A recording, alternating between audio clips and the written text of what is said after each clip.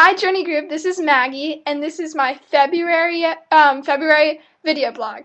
Alright, today I'm going to be talking about my buddy relationship. And for those of you who don't know, in PFO, Playing for Others, we're each assigned a buddy, and everybody has special needs, or, different needs, because like I said, we all have our own special needs. But my buddy's name is AJ, and what some of you guys may not know is that he actually is a very big sports fan. He is probably the Panthers' biggest fan, and I think he's worn a Panthers jersey to every buddy event, so that's always a good thing to see. I love a good fan.